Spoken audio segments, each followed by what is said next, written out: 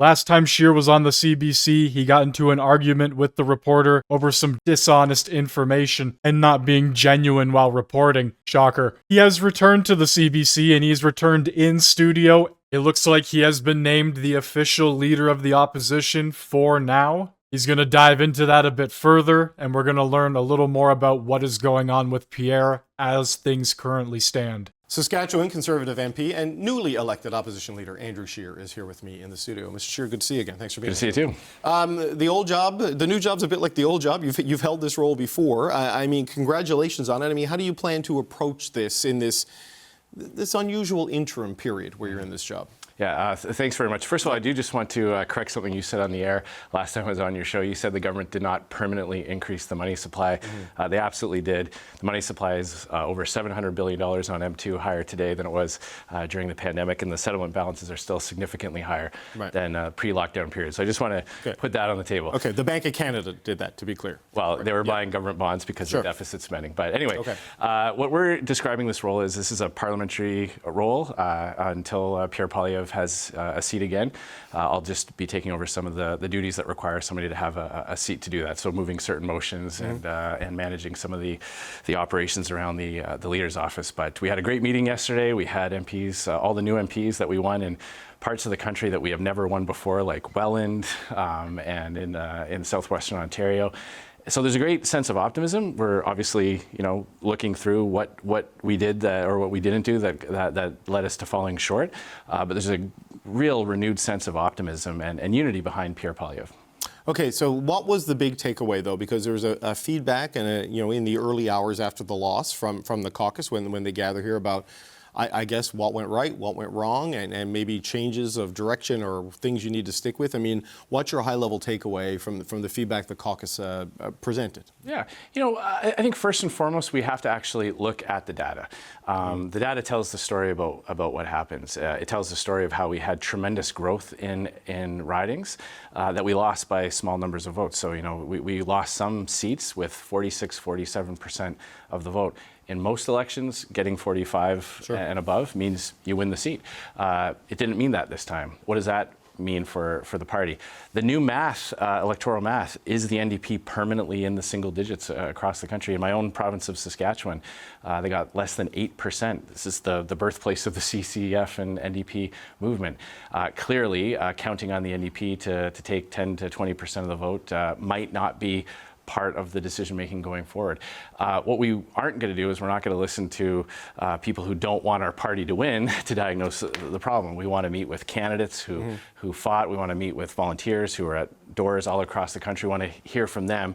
And we're in the early days of compiling all of that feedback, while at the same time recognizing that to go from 34% to 42% to increase seat counts by over 20 seats and picking up these seats in historic places is a great base to build from. So we don't want to lose anything that we've built, and that's part of the team coming behind Pierre yesterday that we saw is everyone believes that Pierre is the guy that can get those missing 3, 4, 5% to put us over the top next time. What was his message to caucus? Because, look, losing the election, in these circumstances, I mean, who knows if it's going to stay this binary in the next election or not, and whether you'll hold and the Liberals will hold. I mean, who knows where that will go.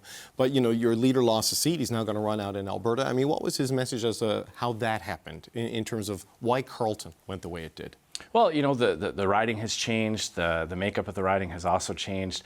Some of the issues that resonate in a place like Ottawa, I know that in Ottawa there's a lot of people that work in public administration, in government services, government departments. So sometimes the issue sets that our party speaks about might be a little bit different, or might be received a little bit differently here. So again, you really do have to take time to sift through and say, okay, even when you gain votes in a riding, if it doesn't mean that you gained enough to win, we have to figure out why, where, which communities, which demographics. We saw incredible growth from young people. The 18 to 35 demographic really came out in a big way and supported our party to historic levels. That's incredibly optimistic. Most marketing teams will tell you if you can get young people to like what you're doing or like what you're saying, that bodes well for the future. So we need to look at some of the demographics that didn't come our way this time, or didn't break our way as much as other demographics did, and figure out, is that a policy thing? Is that was that the way the campaign was run? Was that some of the messages that we put out? So Pierre's message was, reflective. Obviously, he's the leader. He takes responsibility for the campaign and for the operations. But so reflectiveness and a willingness to hear from both MPs, candidates, and volunteers across the country what needs to be done, and a commitment to do what it takes to deliver the victory next time. But I wonder, is the conclusion you're drawing, or maybe it's too early to know, that it's sort of like keep on keeping on, like essentially get to a do-over, get Mr. Poilievre back into the House of Commons, stick with Jenny Byrne as the campaign manager, and hope for a better outcome in the next election and work for it? Or do you take from any of this a message that something needs to change and there will be change? Because if the leader and the strategist and the team around them stays the same, and that's your choice, that doesn't sound like change. I mean, how should we interpret that from the outside? Mm-hmm. Well, what I would say is that if you score 50 points in the Grey Cup and lose on a field goal in the last few minutes, you certainly don't start just getting rid of all the people who helped get you that close. You take a look and say, okay, what aspect of this caused us not to win? And I believe that people who have experience can absolutely do things differently the next time. Sometimes the best person to do a job the second time is the person who tried the first time, because they see the gaps. I'm sure Pierre has seen what it's like to manage a campaign, to lead a campaign from the Leaders Tour. I'm sure he now sees things and has appreciated things about whether it's various campaign systems that are set up or how messages are received. Same is true for all the campaign team that we're working in what we call our war room, the ones that were planning the campaign and planning the messaging, doing the ad buys. I'm sure the people in that room now have experience and know what they would do a little bit differently, a little bit more of this, a little bit less of the other. So more refinement than wholesale revolution. Well, I think anytime you go from 34 to 42, anytime you win seats in historic levels, win votes that have never been historically associated with our party. I'll tell you, in 2015, when we were going through our election results after the loss in 2015, we were told that the three big groups that Conservatives had to figure out with were New Canadians, young people, and unionized workers, people who work in unionized trades. Those three groups came our way big time. So there's a lot to be optimistic about, and making those refinements, making those changes, I believe are what's necessary. And again, doing that in a data-driven way, really taking the time to go through the results, not 1 week after the election suddenly deciding, that person is responsible for this, or this is what caused this. I mean, we want to do this in a thoughtful way. We owe it to our members to get this right. We owe it to our voters to get this right.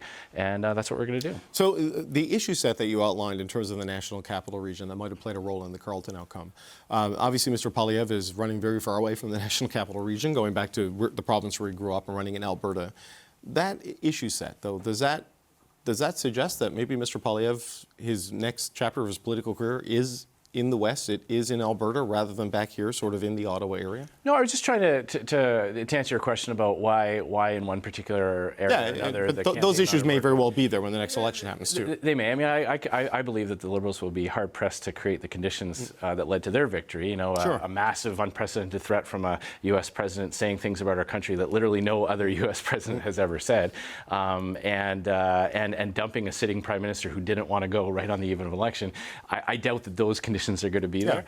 But for right now, what we know is that Damien Carrick has offered to step down and allow Pierre to run there. We're hopeful that the people of Battle River Crowfoot allow Pierre to come back to the House, and Pierre is taking this very seriously. He's not taking this lightly, earning the trust of people in that riding, so he can come back in the House and lead us from the House of Commons. What happens after that? What we do know is that Mr. Kirk will be running in that seat in the next general election, and we're taking this one step at a time. So I don't have an answer for you right now on where that might be, but I'm sure as the next election comes closer that we'll be making those kinds of announcements. Well, Mr. Carney has promised a quick by-election call, so I mean, it's going to take time just because the process takes time, but it's like end of summer probably. Mr. Poilievre, assuming he wins, will be back in the fall. So in the interim, though, we have this weird dynamic where he is the leader of the Conservative Party, but you are the leader of the opposition.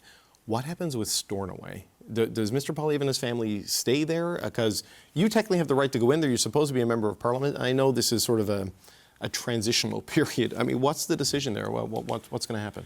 Well, it's the day after our caucus made the decision, so some of those discussions are still ongoing. I mean, for my own view is it does cost a lot of taxpayers' money to move somebody else, to move somebody out, move somebody in, just to move them out, just to move somebody in again. So I'm going to be taking my own view on this is whatever is the most efficient, the most cost-effective for Canadian taxpayers. We don't want this to add to any extra burden. So those discussions are very early on. But again, it's, you know, the most important thing for us is we want Pierre to have a seat back in the House of Commons as quickly as possible. We expect to take Mr. Carney at his word. He's promised to do this very quickly. So we anticipate that this is just an 8 to 12 week scenario, and whatever decisions are made around, you know, office space and residences and things like that, in the grand scheme of things, will be moved very quickly. Right, but there's a world where they stay there because of ease and cost, and because of the transitional nature of this and how temporary it might be.